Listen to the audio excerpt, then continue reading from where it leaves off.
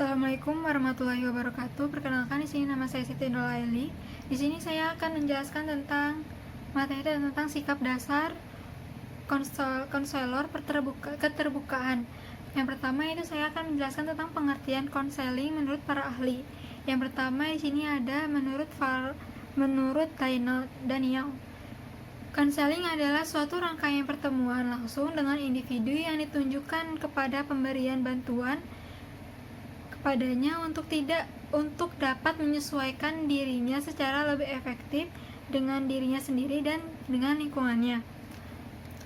Yang kedua yaitu konseling adalah hubungan pribadi yang dilakukan secara tatap muka antara dua orang, dalam mana konselor melalui hubungan itu dengan kemampuan khusus yang dimilikinya menyediakan situasi belajar.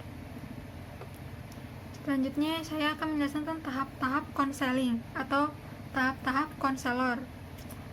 Secara menyeluruh dan umum, proses konseling perorangan dalam kegiatan paling awal sampai kegiatan akhir terentang dalam 5 tahap, yaitu di sini saya akan menjelaskan satu persatu terlebih dahulu. Yang pertama yaitu pengantaran. Proses pengantaran klien memasuki kegiatan konseling dengan segenap pengertian, tujuan, dan prinsip dasar yang menyertainya. Proses pengantaran ini ditempuh melalui kegiatan penerimaan yang bersuasana hangat, permisif, tidak menyalahkan, penuh pemahaman, dan penstrukturan yang jelas. Apabila proses awal ini efektif, klien akan termotivasi untuk menjalani proses konseling selanjutnya dengan hasil yang lebih menjanjikan. Jadi jika pengantaran ini seorang klien termotivasi, dia akan melanjutkan ke tahap berikutnya, yaitu tahap penjajakan. Nah, tahap penjajakan ini yaitu proses penjajakan dapat diibaratkan sebagai membuka dan memasuki ruang sumpek atau hutan belantara yang berisi hal-hal yang bersangkut paut dengan permasalahan yang perkembangan klien. Nah, sasaran penjagaan adalah hal-hal yang diketemukan klien dan hal-hal lain yang perlu dipahami tentang diri klien. Seluruh sasaran penjagaan ini adalah sebagai hal yang selama ini terpendam dari diri klien tersendiri, tersalahartikan atau terhambat perkembangannya pada diri klien. Nah, jadi di penjajakan itu yaitu seorang klien menjelaskan tentang dirinya sendiri. Jadi yang dia pendam akan terbuka dalam proses penjajakan ini. Dan yang ketiga itu penafsiran. Nah, di sini yaitu apa yang terungkap melalui penjagaan merupakan berbagai hal yang perlu diartikan atau dimaknai di keterkaitan dengan masalah klien. Hasil proses penafsiran ini pada umumnya adalah aspek-aspek realita dan harapan klien dengan berbagai variasi dinamika psikisnya. Dalam rangka penafsiran ini, upaya diagnosis dan prognosis dapat memberikan manfaat yang berarti. Nah, yang keempat yaitu pembinaan atau intervensi. Proses pembinaan ini secara langsung mengacu kepada pengetesan masalah dan pengembangan diri klien. Dalam tahap ini disepakati strategi dan intervensi yang dapat memudahkan terjadinya perubahan. Sasaran dan strategi terutama ditentukan oleh sifat masalah, gaya, dan teori yang dianut konselor, serta keinginan klien. Dalam langkah ini konselor dan klien mendiskusikan alternatif pengetesan masalah dengan berbagai konsekuensi serta penetapan rencana tindakan. Dan yang kelima yaitu penilaian. Upaya penilaian melalui konseling diharapkan menghasilkan tereteskannya masalah klien. Ada 3 jenis penilaian yang perlu dilakukan dalam konseling perorangan, yaitu penilaian segera, penilaian jangka pendek, dan penilaian jangka panjang. Penilaian segera dilaksanakan pada setiap akhir sesi layanan, sedangkan penilaian pasca layanan selama 1 minggu sampai 1 bulan. Dan penilaian jangka panjang dilaksanakan setelah beberapa bulan. Fokus penilaian segera diarahkan kepada diperolehnya informasi dan pemahaman baru, dicapainya keringanan beban perasaan, dan direncanakannya kegiatan pasca konseling dalam rangka perwujudan upaya pengetesan masalah klien atau action. Penilaian pasca konseling baik dalam jangka pendek atau beberapa hari maupun jangka panjang mengacu kepada pemecahan masalah yang perkembangan klien secara menyeluruh. Nah, setiap penilaian ini baik penilaian segera, jangka pendek maupun jangka panjang perlu diikuti tindak lanjutnya. Demi keberhasilan klien lebih jauh, tindak lanjut itu dapat berupa pemeliharaan kondisi, konseling lanjutan, penerapan teknik lain, atau berupa ahli tangan kasus. Nah, di sini itu menurut Dewa Kentutstardi tahun 1988 menemukan ada 2 fase dalam konseling, yaitu fase pertama adalah fase masa pembentukan dan fase kedua yaitu memperlancar pengambilan keputusan positif yang terdiri dari yang pertama yaitu tahap persiapan, dan yang kedua tahap klarifikasi, yang ketiga tahap struktur wawancara, yang keempat tahap relasi, dan yang kelima yaitu tahap eksplorasi, dan yang keenam yaitu tahap konsolidasi, yang ketujuh tahap perencanaan, dan yang terakhir yaitu tahap penutupan. Dan disini juga menurut Sopian Williams yaitu secara umum proses konseling dibagi atas 3 tahapan, yaitu yang pertama yaitu tahapan awal konseling. Tahapan awal konseling ini bertujuan untuk yang pertama itu membangun hubungan konseling yang melibatkan klien. Yang kedua itu memperjelas dan mendefinisikan masalah. Yang ketiga itu membuat penafsiran dan penjagaan. Yang kedua menegosiasikan kontrak. Dan yang kedua itu tahap pertengahan. Tahap pertengahan ini bertujuan untuk yang pertama itu menjelajahi dan mengeksplorasi masalah, isu, dan kepedulian klien lebih jauh.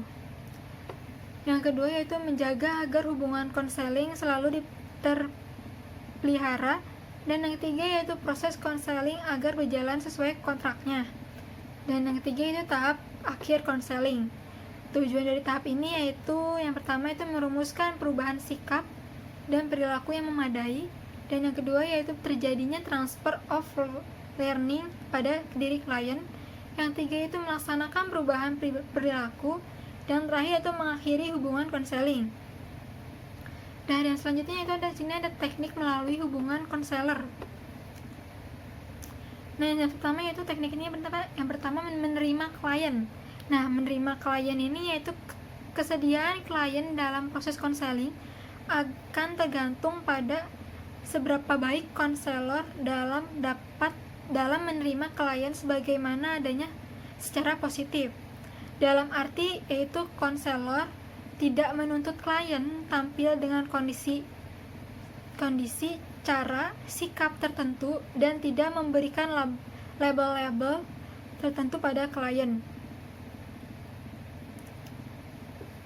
Nah, dalam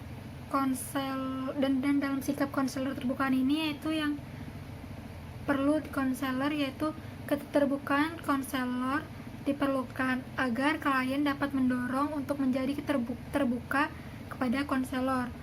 Nah, konselor dapat menyampaikan penerimaannya yang positif dengan mengatakan bahwa dia menghargai kedatangan klien tepat waktunya sesuai dengan perjanjian, atau konselor menyatakan kegembiraannya karena dipercaya untuk membicarakan masalah yang dialami klien dan sebagainya. Nah, agar klien menjadi terbuka yaitu menurut Egan tahun 1982 yaitu memberikan rambu-rambu sebagai berikut. Yang pertama yaitu konselor jangan terlalu bersikap formal, profesional, dan dihindarkan berbagai stereotipe, yaitu karena akan menimbulkan kekakuan. Sikap formal profesional ialah apabila konselor menghadapi klien sebagai tamu yang akan berurusan dengan atasan atau antara guru dengan murid. Sikap yang tidak formal profesional ialah sikap antara dua orang sahabat yang akrab, namun perlu diingat bahwa konselor hendaklah menempatkan diri sebagai orang yang lebih atau di atas klien, dalam artinya kewibawaan konselor di hadapan klien perlu dijaga. Kondisi semacam ini akan dapat ditampilkan konselor apabila dia memiliki ilmu pengetahuan dan wawasan yang luas. Nah, stereotipe ialah apabila konselor member label negatif tertentu kepada klien yang dasarkan pada penampilannya. Stereotipe akan mewarnai sikap, penerimaan, dan tindakan konselor terhadap klien yang mau tidak mau akan berpengaruh besar pada hubungan konseling. Nah, yang kedua itu berbuatlah spontan, tetapi tidak sembarangan. Jadi spontan itu tidak sembarangan ya. Terus dalam hal ini konselor secara spontan menangkapi klien baik dari segi perilaku tertentu, misalnya salam atau menepuk bahu yang sifatnya dengan klien. Namun tentu saja cara dan isi gurauan tidak sembarangan, misalnya yang mengarah kepada hal-hal yang bersifat sembrono, cabul, dan yang dapat menyinggung perasaan orang lain. Konselor dapat ketawa lepas dan tidak ketawa yang dibuat-buat, dan memuji dengan sebenarnya. Dan yang ketiga yaitu jangan menunjukkan sikap mempertahankan diri. Dalam hal ini konselor hendaklah menunjukkan keobjektifannya, dalam arti dia dapat menerima kesalahan-kesalahan atau kekeliruan yang sebagai manusia dapat saja terjadi. Sikap mempertahankan diri secara terus-menerus dapat berakibat terjadinya perdebatan yang tidak berkesudahan. Dan yang keempat yaitu berusahalah untuk tetap konsisten. Hindarkan ketidaksesuaian antara nilai dan perilaku, antara yang difikirkan dan dirahasiakan dengan apa yang dikatakan, sehingga kelihatan kebijaksanaan konselor perlu bersih dari cacat moral. Perilaku konselor hendaklah sesuai dengan norma yang berlaku. Apabila konselor mengatakan sesuatu baik, maka dia harus mematuhinya. Kekonsistenan antara pembicaraan pertama dan selanjutnya dengan klien hendaklah diperhatikan, termasuk juga kekonsistenan dalam berdisiplin. Nah, yang kelima yaitu konselor hendaklah mau membagi diri dan pengalaman dengan klien. Jadi maksudnya di sini itu konselor menceritakan pengalaman-pengalamannya pada klien tersebut. Jadi pengalaman-pengalaman tertentu yang sifatnya positif dan diperkirakan dapat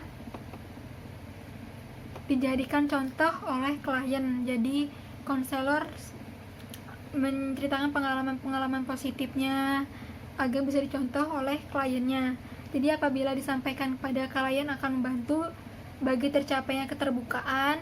Sedikit banyak pengalaman seseorang akan ada kesamaannya dengan pengalaman orang lain. Apabila kesamaan itu kelihatan oleh masing-masing secara langsung, dapat membutuhkan rasa kebersamaan dan akhirnya tumbuhlah saring keterbukaan. Jadi di sini kita harus benar-benar mengetahui tahap-tahap keterbukaan antara seorang konselor dan klien. Jadi sekian dari saya, kurang lebihnya mohon maaf apabila ada perkataan-perkataan yang kurang baik atau mohon maaf kurang lebihnya. Terima kasih. Assalamualaikum warahmatullahi wabarakatuh.